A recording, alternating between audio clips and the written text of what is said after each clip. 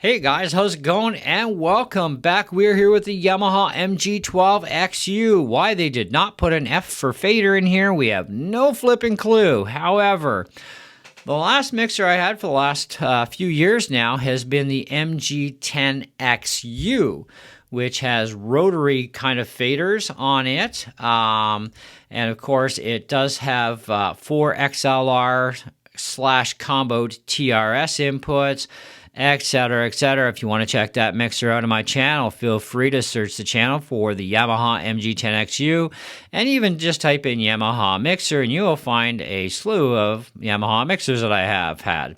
Even under audio mixer search, you will find other things like Soundcraft, which was probably my worst investment ever, and I do not recommend Soundcraft mixers. But hey, you know what? To each their own. Learn your lessons. I did too. Anyways, I love Yamaha mixers. Now, they make some very amazing mixers, okay? Right from beginner grade level up to really good stuff, man. Like, woohoo! All right, you might have to take a second mortgage out on the house. So, you never know, right? But they do carry a very vast variety, okay? Now, I deal with Long and McQuaid in Canada here. I deal with the North Bay location in Ontario.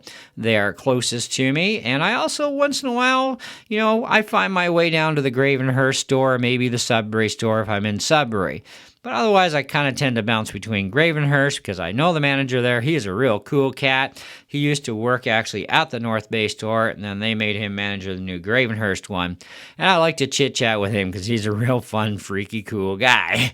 Anyways, so go see Chris over at Long and McQuaid in Gravenhurst if you're in that area. And of course, if you're in the North Bay area, you've got a whole slew of guys over there as well. Anyways, and so I was looking for a new mixing console. Obviously, I got myself a really nice new sweet condenser mic by Apex that for room recordings of open air stuff, man, talk about a freaking cool mic. And it is condenser phantom powered. And I did have phantom power on my last mixer. Pretty much all the mixers I think I've ever owned had phantom power, except for my one from Radio Shack from, 100 years ago that is sitting in my closet. And I might actually put that thing in use eventually for something. I have no idea, but it's in there. It's been refurbished, so we're ready to rock that thing again. Anyhow, so with this one, it's a little bit more advanced than the 10-channel one. Even though we only have 2 extra channels, we do have a lot of extra toys. And I needed mainly one extra toy, and that was the on and off or mute buttons. And that is available actually in the MG10XUF. So if you have patience where I don't, my thing is, I'm not a doctor. I don't have to have patience. Screw that. But otherwise, you're going to have to wait till January 25th so that Yamaha can get more in stock, and then Long & McQuaid would be able to ship you one out within one business day. They may have them locally available in stores as well at that point, but we are expecting January 25th, 2024 for the MG10XUF, which has the same features as mine, except it has a few extra bells and whistles, obviously. It has actual sliding faders. It has the on and off or mute. It also has a group out as well from the looks of things, if I'm seeing this right. No, that's just FX return, so no group. But we do have PFLs, which are actually the one thing that kind of a little bit annoyed me, but did work very well with the little peak LEDs, which you see we still have them, okay? So if you can't see up there, because you have to pay attention here, you'll know if your channels are peaking, and then you can kind of get control of that gain stage again, or whatever you need to do to stop it from peaking out. Because we want to try and keep things at around 0 to probably no more than +3 at the most, as our highest possible signal coming through. Otherwise, you start to distort and clip, and everything sounds like garbage, right? Anyway, so you do have them. We also have a new addition here, which is called stereo and group outs. So we do have group out 1 and 2 channel. which has its own switch as well, and we have jacks that are in the back for groups. Okay, and of course we do have 2 aux channels, one of which is dedicated, the other one is using your effects as well as being used as a aux channel. So kind of be careful how you use that, because you might have to really super lower your effects. Unless you have your effects turned off, it's just a straight out aux only, but you can send effects to the aux on the one channel for sure. Okay, I have a little bit more reading to do, to be honest. This is a new board with some different gizmos. I'm okay with the 32 channel one at the church because it's really straightforward, to be honest. In comparison, this has got a few things a little bit different than what I'm used to. I do have some reading, which is why this is not a review. This is kind of like a show and tell, and you actually get to hear a PGA 48 mic by Shure currently, because that is what I am putting the audio in with through this mixer at this time. So what do you say we get on with a little bit of extra here? So we have our main channel here on. Stereo, by the way, must be active or you ain't getting nothing out, okay? You do not need to use the group 1 and 2s unless you're using them, in which case, at which time you would need that switch down as well. Otherwise, leave it off if you're not using groups. Now, if we push this pretty little button here, this is where we're going to have some reverb effect being added into our channel. And as you can see, it's getting crazier and crazier, and we have full tilt on the reverb. Now, this is called Reverb Stage 2, channel selection number 6. And to go through your different effects, let me just turn that off now and stop annoying you. You just turn the dial here and pick a selection that you want and push it down, and it locks it in. And you do the same thing on your next selection. You would do the same thing, okay? And that's how you lock that effect in to have it operational. I'm leaving it on 6 for now. But anyways, we also have monitor out, headphone monitoring. Our source could be stereo or group as well, which we have for this stuff too. Master sends, aux pre as well. Loads to learn, okay? Like seriously, there's a lot to learn here. But you know what? Once you learn one row, you've learned them all as far as this section goes pretty well. You do have your stereo channels as well, but you also have on one of these stereo channels of 11 and 12, you have USB in. This is so that you can hook your iPad up. Oh, I'm so sorry for the Android users out there. You guys suck. You don't get to use this feature, but we do. And this is for they say you need a lightning to camera adapter, which is actually lightning to USB-A. And you would take a cable from the back, which is like a printer cable connection, and it has USB-A on the other end, and you plug that into your adapter and then into your iPad, and voila, okay? So then you can do your stuff with your iPad that this thing covers, okay? And that is a two-way USB bus, though, by the way. It is for in and for out. I have never hooked an iPad up even to my last one, because it's kind of like, well, what the heck am I going to do with that for? I have no need for that. I didn't even use the USB out to go into my computer, which you can do if you want to. But then, of course, if you need the USB input port, then you're kind of screwed, right? So I don't actually use the USB-A ports on any mixers. I actually go from a set of house outs, whether it be XLR outs, which would go to powered speakers, which I do have a set, but they are hooked into my USB interface. But I am using the TRS plugs with TRS out for the balance connection out. Those go to the input of my Focusrite 2 and 4 USB interface, which gives me a lot more gain stage capabilities too, so I also don't have to push the board so hard. I can really push things out a lot more with that interface because it gives me extra gain. It also gives me a lot of other extra features too. Now I will say this, if you are using condenser microphones, they must be active at the mixer, not at your interface. If you're using a mixer with an interface, you leave your phantom power off on the interface, okay? You only use the phantom power on the board because that mic has to be done first at the board. Okay, and once it's active, that's it. You don't have to worry about it, and you slam it right in. Now, if you are using no mixing console and just an interface, and you have a phantom powered mic requirement, or phantom, well, you need that phantom power, then I would say, okay, yes, because you don't have a mixer, you just use the phantom power on the USB interface, but you do not use both at once.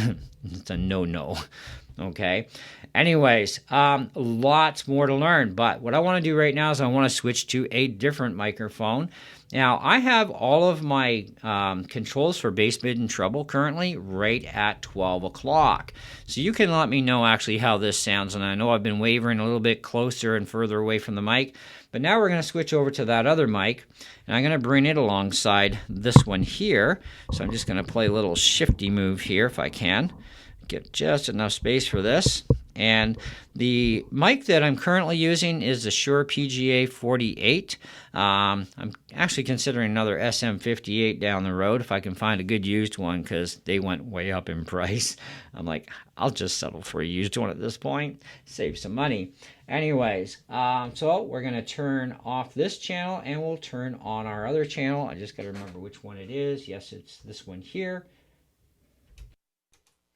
And we are now on a cheap Windbridge mic. Now, both of these mics, by the way, for the record, have on and off switches on them. And there's nothing wrong with that. Hey, it's a great way for you to mess with it and really tick off your engineer. So leave the switch alone, okay? But yeah, these are cheaper mics, and cheaper mics will have an on-off switch. Doesn't mean they're not any good for vocals and other stuff. They're just not as good as a more professional line mic, like an SM57, SM58, and the list goes on and on and on. Okay, so you get an idea what a Windbridge cheapie mic sounds like, and normally this thing is just an XLR to TR connection on my karaoke machine thingy that they had sent me for review a long time back. But I want to go to one other mic now, and that is our new Apex. Yes, the Apex. That is a really nice condenser mic. Let me switch over to that.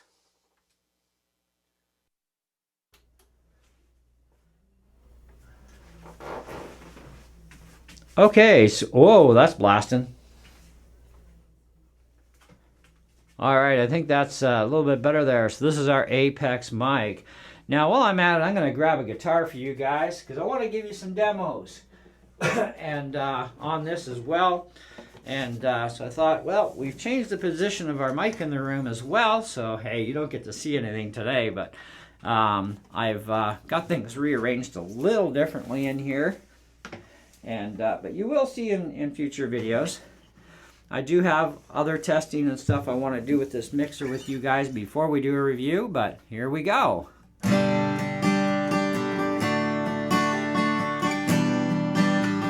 going to be one of my own, you know the rules of YouTube.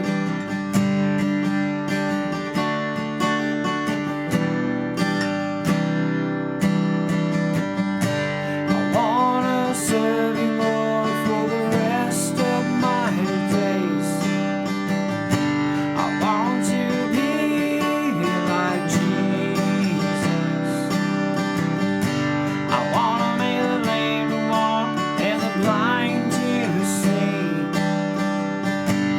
Open up the prison doors and set the captives free. Now, I'm almost 3 feet away from this microphone, so I want to do one more little trick here is I want to turn on some reverb, which will affect not only my vocal, but the guitar as well.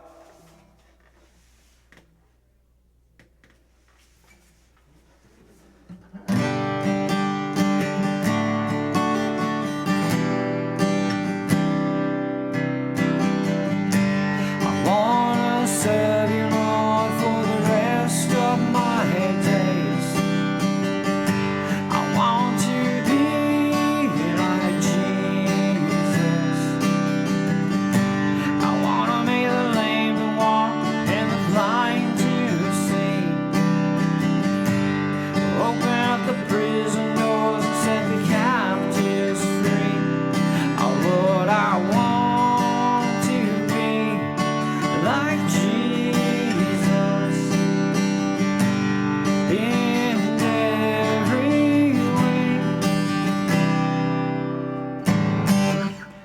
Okay.